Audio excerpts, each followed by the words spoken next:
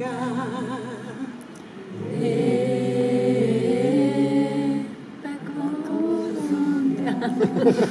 mal. Ok, qu'est-ce qu'on dit dans cette chanson? Juste une phrase. Mes ancêtres vont rentrer au pays. Et ils vont rentrer. C'est tout ce qui est dit dans cette chanson. Et ça a été la motivation, pour moi en tout cas, de 25 ans de militantisme. C'est-à-dire, je ne pouvais pas comprendre en venant petite, toute jeune dans ce musée, que ces choses qui ont été prises au Congo, personne ne remette en question leur retour. Je ne pouvais pas le comprendre. Et donc, tout au long de ma carrière, c'était un leitmotiv. Mes ancêtres doivent rentrer au pays. Alors, je dirais, mes ancêtres, c'est des statues, des lances, des masques. Eh oui, eh oui.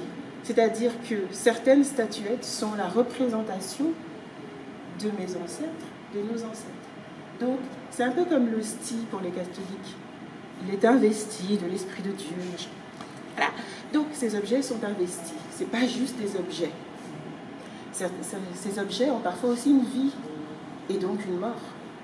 Certains objets doivent être enterrés à un certain temps pour garder l'équilibre. Et de nouveaux doivent être faits. Et donc on est dans une contradiction avec la culture occidentale qui elle dit non, il faut préserver, il faut montrer, il faut préserver. Et elle dit oui, mais non, ça fait partie de la vie. Il faut enterrer, il faut en faire un nouveau, comme des enfants naissent, etc. Je ne dis pas que c'est bien, je ne dis pas que c'est pas bien, je dis juste qu'il y a ce débat-là, il y a cet échange-là. Alors,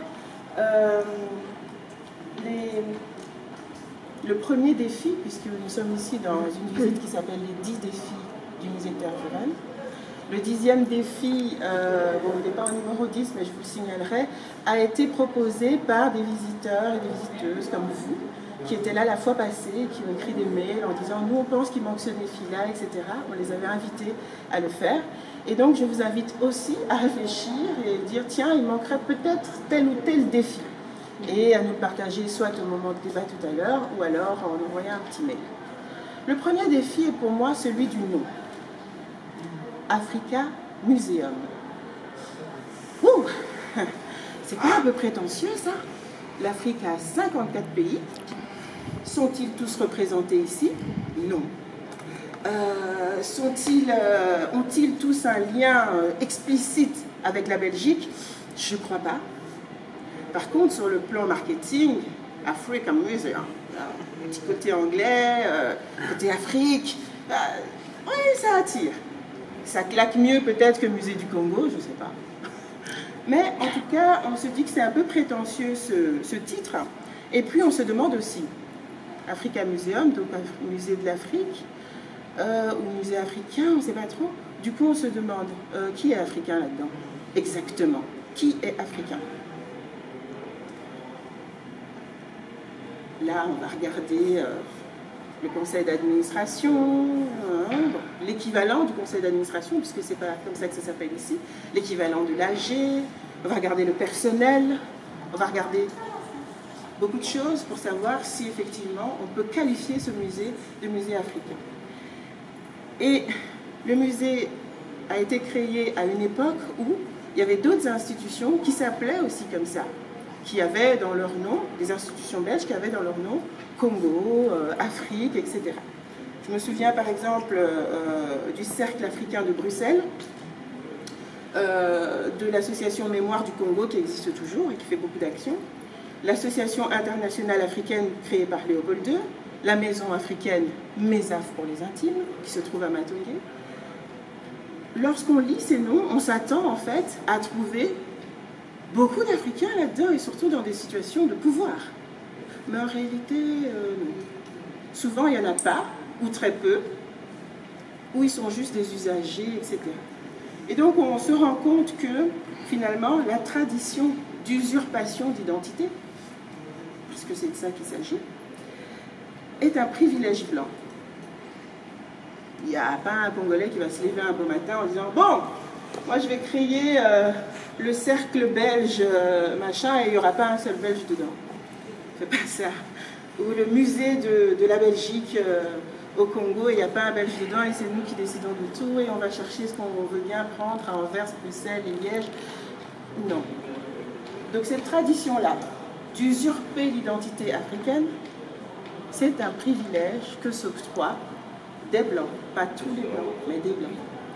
Et donc du coup, on peut, si on veut dépasser cet état des faits, il faut aussi questionner les autres privilèges blancs que nous renseigne en fait ce titre Africa Museum.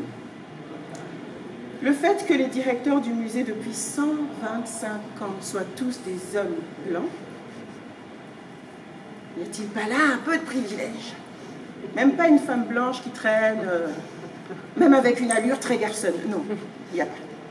Que des hommes blancs. Ça doit nous questionner. Pas d'Africains, pas de... Le fait que les objets classiques africains, l'UNESCO parle d'une majorité, soient en dehors de l'Afrique, dans les musées comme celui-ci, c'est un privilège que ce sont arrogés des Blancs. C'est mon point de vue. Je n'ai pas raison sur tout. C'est pas parce que je suis une victime de la colonisation que j'ai raison sur tout. Non. Mais comme je le disais tout à l'heure, c'est mon point de vue intersectionnel pour que vous puissiez vous forger votre point de vue. Le fait que les associations afrodescendantes subissent ce qu'on appelle la discrimination au subside en matière culturelle. C'est-à-dire, on n'a pas pu créer un centre culturel africain, un véritable centre culturel africain qui soit tenu par les Africains. On n'a pas encore pu le faire, parce que ce sont des tractations politiques et des subsides qui doivent venir, et que, on ne nous l'accorde pas encore. Alors oui, il y a cette discrimination au subside d'un côté, et puis quand on vient ici, on se rend compte qu'il y a du subside pour la rénovation. Il y a eu beaucoup d'argent. On nous donnerait que le 2% de cet argent qu'on pourrait faire un petit centre culturel africain. Donc on ne va pas contester, ça pourrait, mais on ne va pas contester le subside qui sont donnés au musée. Ce qu'on dit, c'est pourquoi, de l'autre côté, les personnes d'origine africaine qui se constituent en association n'ont pas cette chance, même à 1%, même à 2%, de pouvoir, elles aussi, créer quelque chose. Le fait que les entrées du musée ne profitent pas suffisamment à l'Afrique nous pose aussi question. Alors oui, il y a des échanges, coopération au développement, où on aide d'autres musées, etc., etc. Mais lorsqu'on donne un subside, on donne aussi la désignation de ce subside. Et l'idée, ce serait que les personnes qui ont créé ces biens donnent eux-mêmes les conditions en fait, d'utilisation de ces subsides, puisque ce sont leurs biens qui sont mis en valeur ici. Entre parenthèses, mise en valeur, ça a été pendant longtemps la définition de la colonisation. Van Thilo, Bertrand, Dierik, Van Baren, de Saxe-Cobourg-Gotha, vous aurez reconnu la famille royale. Toutes ces familles qui se sont enrichies au Congo devraient être mentionnées de façon plus explicite ici, et on devrait avoir des ateliers explicatifs de l'économie et de comment et de ceci et de cela. En sortant d'ici, on devrait savoir cela. C'est une responsabilité que devrait avoir ce musée dans un contexte où, à l'école, la majorité des professeurs d'histoire ne parlent pas de tout ça. Donc, il y a des attentes envers ce musée. C'est peut-être injuste, je n'en sais rien, mais il y a des attentes envers ce musée. Nous, on a fait des tests. On a fait rentrer des gens de plusieurs âges, des groupes dans ce musée. On leur a dit, vous rentrez, vous faites votre tour pendant 1 heure, 2 heures, et on vous paye le ticket. Et vous ressortez, vous nous dites un peu qu'est-ce que vous avez vu. Oh là là, consternant. Je dis, mais ils le font exprès, c'est une blague, c'est pas possible. Il y a même des jeunes gens qui ne savaient pas que la Belgique a colonisé le Congo. Mais tu viens de faire 2 heures dans l'Africa Museum. Ah oui, mais... Ah d'accord, mais qu'est-ce que tu as regardé toi exactement? 15 ans. Qu'est-ce que tu as regardé? Tu étais sur ton téléphone? Ah non, même pas. Moi j'ai trouvé joli, ils vont vous décrire des choses très jolies. Donc le fond n'y était pas. C'était on s'est amusé, Et donc, ce côté de vouloir aussi faire de ce musée un musée familial, etc., on élude un peu certaines violences, etc., c'est pas agréable. Papy, mamie, les enfants, et puis on a tué un orf. Oh, okay. Donc, voilà, on essaye d'attirer un public d'enfants, un public de grands-parents, etc., un public familial. Et donc, du coup, on ne va pas faire de ce musée la caserne de Saint. Vous voyez un petit peu ce que je veux dire. Or, ça peut être une attente assez forte de certaines personnes, et pas que des personnes congolaises d'ailleurs. Je ne vois pas suffisamment dans ce musée que 85% de la richesse coloniale des entreprises était détenue par une poignée d'actionnaires des groupes Ampin, Brufina, Cominière, Société Générale. Alors, ça ne veut pas dire que le musée ne le dit pas du tout. Ça fait partie des choses qu'on peut ne pas savoir en entrant ici. Mais par contre, l'éléphant... la hiérarchie raciale du musée peut être un peu transformée. C'est-à-dire qu'il n'y a personne qui soit d'origine congolaise, voire rwandaise ou burundaise, qui a un droit de vote, en fait, au plus haut de la hiérarchie du musée. Il n'y en a pas. Par contre, au plus bas de la hiérarchie du musée, c'est-à-dire sécurité, ménage, etc., même si c'est en sous-traitance, eh bien, là, il y a des Africains, des Noirs, etc. On trouve que c'est hautement indécent, en réalité. Très, très indécent, de prétendre s'appeler Africa Museum, de prétendre vouloir parler du racisme, comme on l'a vu dans la première salle, et de ne pas être capable soi-même d'embaucher des Noirs à des postes de responsabilité. Alors, ça ne veut pas dire qu'il n'y a pas de Noirs ici, il y en a quelques-uns, mais je veux dire que par rapport à l'ensemble du personnel et par rapport au fait que ce lieu s'appelle Africa Museum, c'est quasiment rien. L'intérêt pour les métis aussi, ne te sens pas visé. L'intérêt pour les métis aussi est très intéressant. De savoir que pendant très longtemps, encore un peu maintenant, mais ça commence à changer, pendant très longtemps, quand il s'agissait d'engager les Noirs, on allait préférer les métis. En se disant, au moins, s'ils ont un peu de sang blanc, ils seront un petit peu de notre côté. Sauf que ça arrive quand même assez souvent qu'on tombe sur des métis qui sont très militants. C'est-à-dire très axés sur les valeurs de respect de leur pays d'origine africaine, etc. Donc parfois, ils ratent leur coup. Dernièrement encore, avec une femme qui a été engagée, qui est métisse, etc.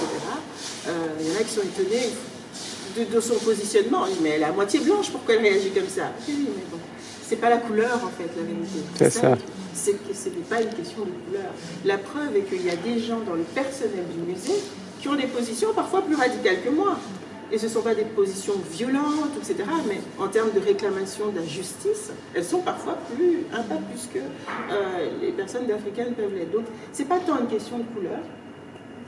Dans le positionnement philosophique et politique, on peut être blanc et soutenir certaines causes, mais c'est surtout aussi une question de répartition des richesses et de justice raciale. C'est-à-dire que ces personnes-là, elles n'ont pas de salaire au musée.